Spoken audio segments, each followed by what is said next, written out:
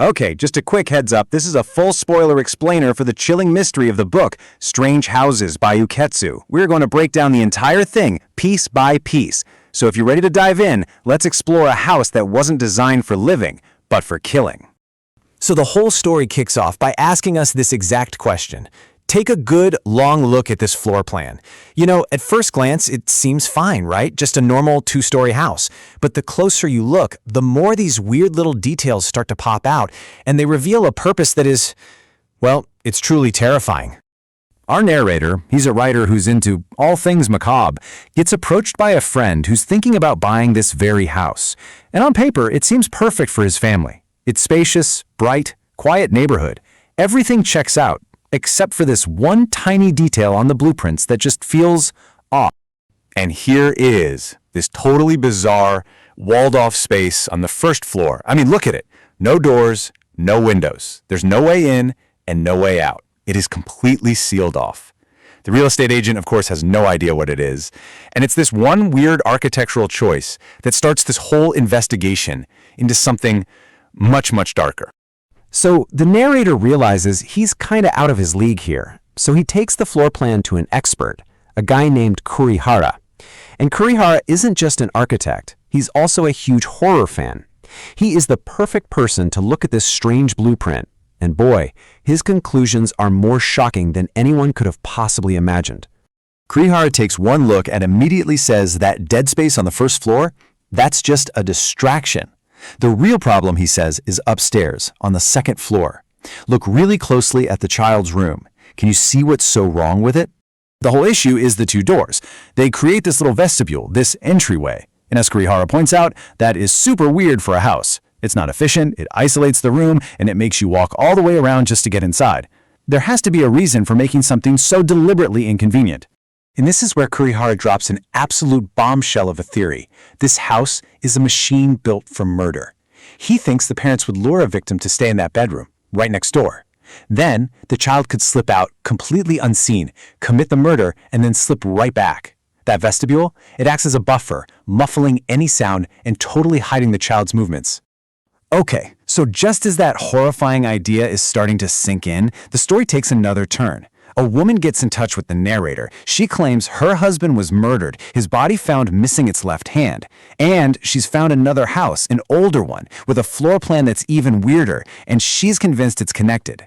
So when they put the two floor plans next to each other, a really chilling pattern emerges. The second house also has a windowless child's room right next to another bedroom, and it has its own weird, inaccessible spaces.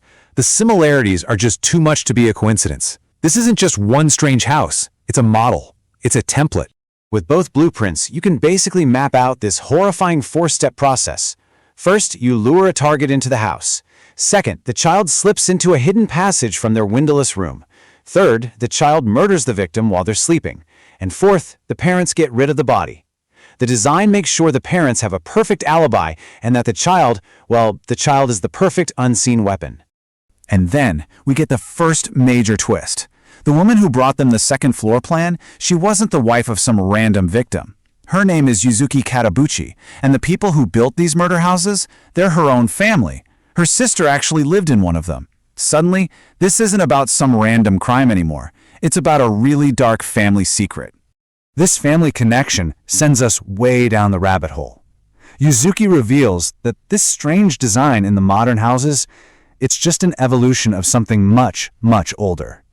She actually has a hand-drawn sketch from memory of her family's ancestral home, the place where this whole architectural nightmare began.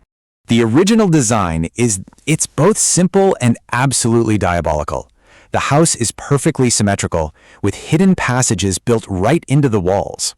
These passages connect the family's rooms to the guest rooms, so a child could be kept in a secret confinement room and they would only come out to kill guests in the rooms next door, before just disappearing back into the walls.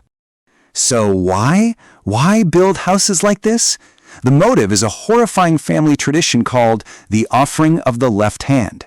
For generations, the head of the Katabuchi family has forced a child to murder one relative from a branch family every single year for 4 years, and to cut off the victim's left hand as proof. And you have to understand, this isn't just some old tradition. It's a curse, and it's perpetuated by systematic brainwashing. The kids who are chosen to be the family heirs are isolated from a super young age and conditioned to believe that murder is just their duty. They become tools, just continuing this cycle of violence that has stayed the Katabuchi family for decades. The whole investigation leads to this dramatic conclusion. The current head of the family and his son-in-law, the ones who carried out the most recent murders, are found dead up in the mountains. The kids they were forcing to kill are rescued, and the whole family structure just collapses. It really seems like the curse has finally been broken. But the story isn't quite over yet. Kurihara, who's always got that sharp detective eye, points out one last little thing that doesn't add up. The historical records of this offering ritual, they only list 3 victims from a previous generation. But the ritual demands 4, 1 victim a year from age 10 to 13. That means there's a 4th missing victim whose death was never recorded. And this one missing piece, it leads Kurihara to his final and honestly most staggering theory yet. What if the recent downfall of the Katabuchi family wasn't just the curse finally imploding on itself?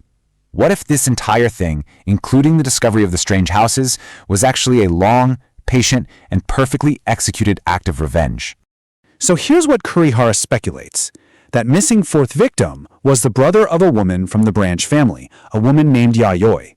He thinks Yayoi swore revenge and passed down a new curse through her own kids and grandkids, a curse to destroy the main family from the inside.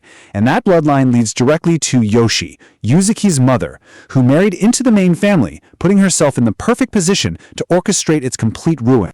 Which leaves us with this one final, really haunting question. Was this the end of a generational curse of ritual murder? Or was it the successful completion of a generations-long plot for revenge? And if it was revenge, carried out with such cold, architectural precision, can we ever really be sure the violence is truly over?